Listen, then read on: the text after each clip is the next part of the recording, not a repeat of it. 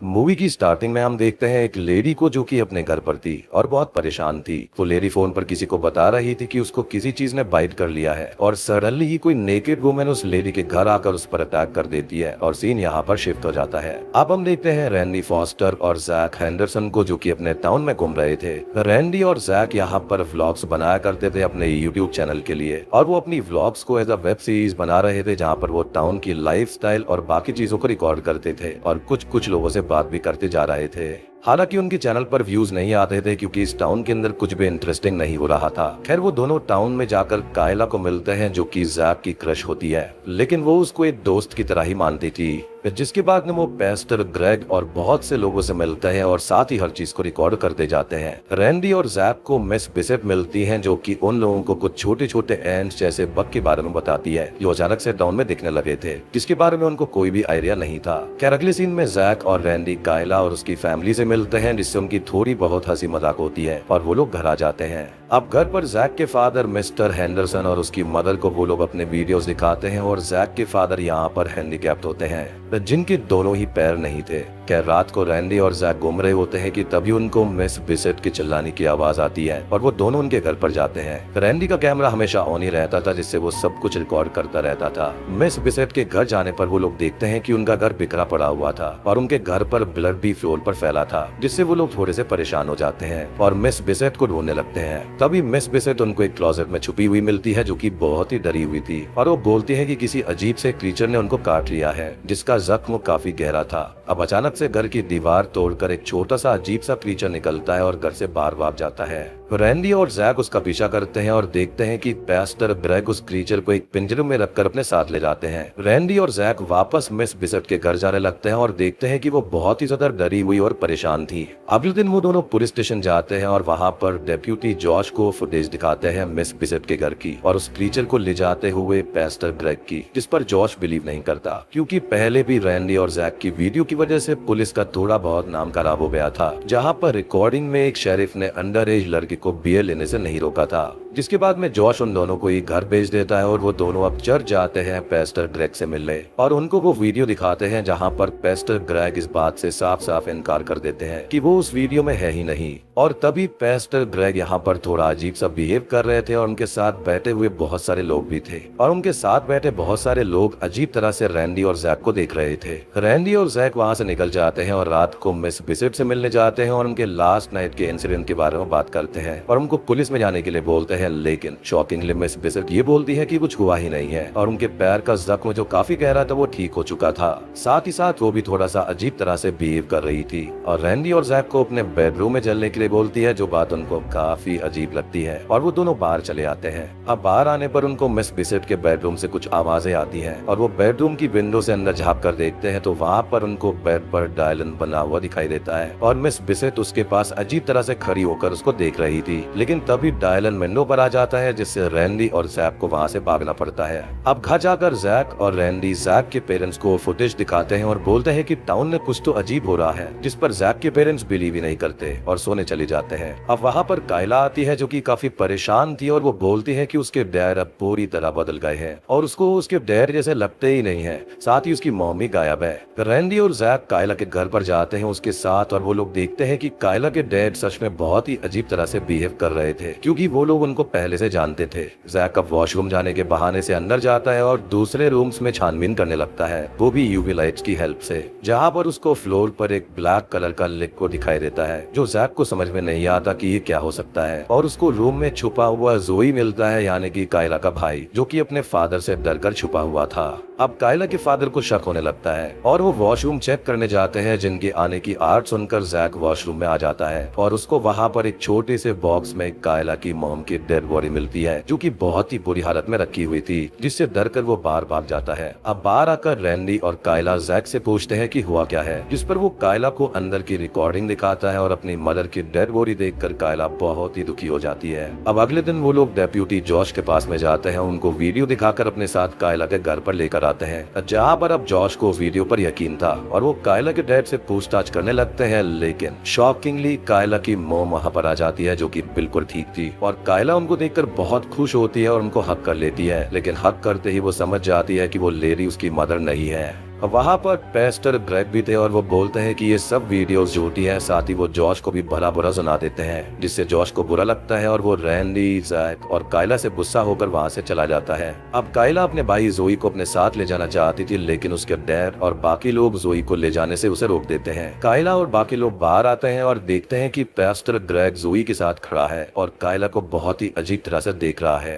Kayla, Jack और Randy बहुत ही ज्यादा टेंशन में थे और वो बात करते हुए रास्ते से जा ही रहे थे कि टाउन में अब बहुत सारे लोग अजीब तरह से बिहेव करने लगते हैं और कुछ ना कुछ गलत जरूर हो रहा था कि तभी उनको जैक के बार्न हाउस से कुछ आवाजें आती है और रैंडी और जैक बार्न हाउस की ओर जाते हैं और कायला जैक की मदर के पास में जाती है। बार्न हाउस के अंदर रैंडी और जैक देखते हैं कि जैक के डैड वहाँ पर बैठे हुए थे और वो दोनों बोलते हैं कि टाउन क्रीचर्स छोड़कर बार्न को लॉक कर देते हैं और वो क्रीचर जैक और रैंडी पर अटैक करके उनके पीछे भागते हैं, जिनसे जैक और रैंडी खुद को बचाने लगते हैं। तभी एक क्रीचर रैंडी के पैर पर बाइट कर लेता है, लेकिन रैंडी उस क्रीचर को खुद से अलग कर फेंक देता है। जैक भी खुद को बचाने की कोशिश कर रहा था कि तभी उन दोनों को थोड़ी आगे कोकून दिखाई देता है, जो कि बहुत बड़ा था, बहुत क्रीपी था और बहुत ही अजीब था। वो कोकून तभी टूटता है और उसमें से जैक की मदर बाहर आती है, जो कि बिल्कुल नेकेड थी, बट वो काइंड ऑफ न्यू बॉर्न की तरह लग रही थी, जिसका साइज बिल्कुल फुली ग्रोन ह्यूमन जैसा था। अब जैक की मदर दूसरी ओर भागती है, लेकिन जैक और रैंडी उनके पीछे जाते हैं और वो देखते हैं कि कोकून से निकली हुई जैक की मदर उसकी रियल मॉम को छूती है और उनके अंदर सारा लाइफ सोर्स और मेमोरीज वो ले लेती है, जिससे जैक की रियल मदर की वहीं ऑन द स्पॉट डेथ हो जाती है। और ये देखकर जैक उस क्लोन को स्टैप करके मार देता है और कायला की हेल्प से जैक और रैंडी बाहर भाग जाते हैं। वो तीनों जॉश के पास जाते हैं और पहले उनको लगता है कि जॉश भी क्लोन ही होगा, लेकिन जॉश बिल्कुल सही था। बट वो अपने क्लोन की डेड बॉडी उनको दिखाता है, जिसको जॉश ने मार दिया था,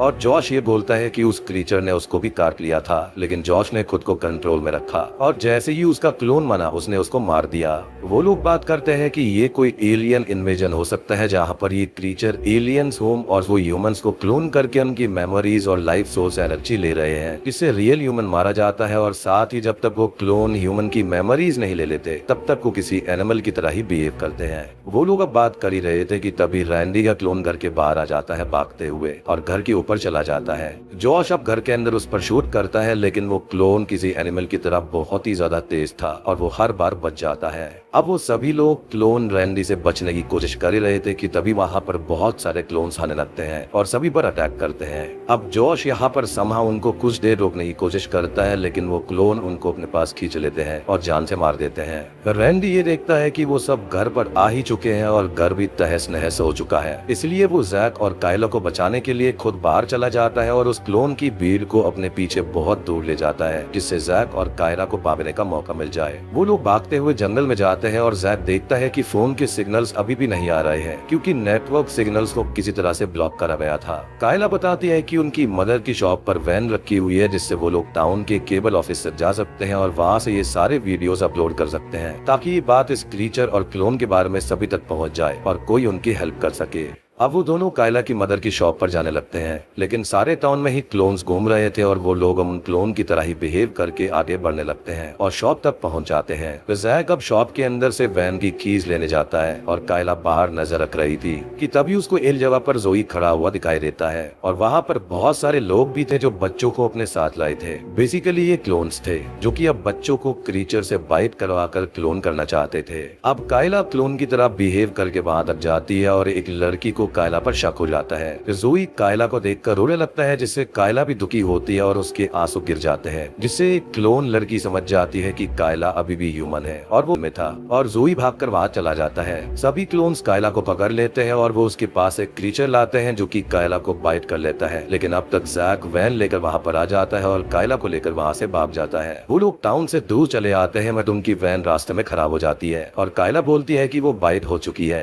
तो उसका क्लोन उसको मारने जरूर आएगा। जैक कायला को संभालता है और हम देखते हैं कि उस वैन में वो छोटे छोटे एंट्स जैसे बग्स थे, जिसके बारे में मिस बिसेट बात कर रही थी, जो कि एक साथ जुड़ जाते हैं और उस क्रीचर को फॉर्म करते हैं और वो क्रीचर जो होता है वो जैक पर अटैक करके उसको भी बाइट कर लेता है। यानी कि जो क्रीचर बाइट करता है वो फर्दर डिसइंटीग्रेट हो सकता है इन छोटे छोटे बग्स में। अब वो क्रीचर वैन से बाहर भाग जाता है और वो दोनों उसके पीछे उसे पकड़ने भागते हैं। तो मेरे हिसाब से ये जो क्रीचर है वो यहाँ पर इंसानों को बाइट करता है और उनका जो स्ट्रक्चरल फॉर्मूला होता है उसको लेकर चला जाता है। जिसके बाद में ये जो क्रीचर्स या फिर ये जो एलियंस जो भी है वो यहाँ पर ह्यूमंस के परफेक्ट क्लोन्स को यहाँ पर बना देते हैं। जिसके बाद में इस क्लोन का काम रियल ह्यूमन को ढूंढना होता है और उनको छूते ही यहाँ पर उनकी सारी मेमोरीज वगैरह उनके अंदर आ जाती है और फिर रियल ह्यूमन की डेथ हो जाती है। बेसिकली सिंपल सा है कि आपका क्लोन आया और आपकी सोल उसने अपने अंदर ले ली, जिसके बाद ऑब्वियसली आपकी बॉडी में सोल ही नहीं रहेगी तो आप जिंदा कैसे रहोगे। अब वो लोग छुप कर आगे बढ़ते हैं और देखते हैं कि टाउन के सभी लोग एक साथ खड़े थे जो कि असल में क्लोन्स थे और उन्होंने रियल ह्यूमंस को जला दिया था। यानी कि मेमोरीज और लाइफ एनर्जी को छीनने के बाद में ये रियल ह्यूमंस को जला देते हैं। अब वहाँ पर क्लोन रैंडी आता है और कायला को छुपाकर जैक बाहर निकालता है एज अ क्लोन रैंडी का ध्यान भटकाने के लिए। अब वो दोनों बात करने लगते हैं जिससे हमें एक और चीज पता चलती है कि क्लोन के पास अपने ह्यूमन फॉर्म्स की सारी मेमोरीज होती हैं पूरी तरह क्लियर।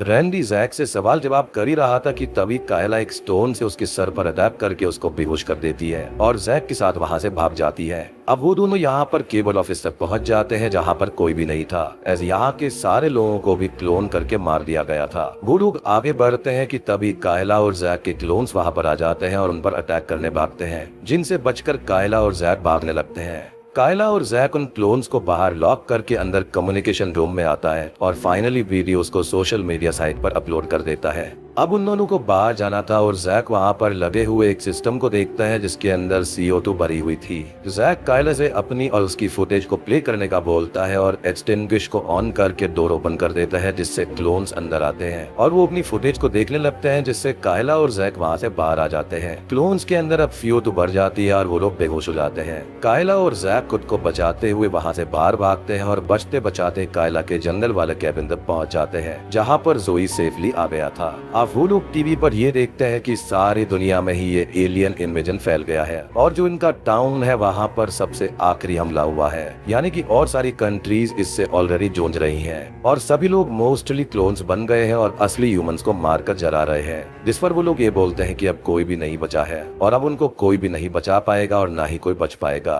तो जिसके बाद में मूवी के पोस्ट क्रेडिट सीन में हम ये देखते हैं कि कायला और जैक की अपलोड की हुई वीडियो पर बहुत सारे कमेंट्स आने लगते हैं, मीनिंग की दुनिया में अभी भी कुछ लोग बचे हुए हैं और ये मूवी यहीं पर खत्म हो जाती है।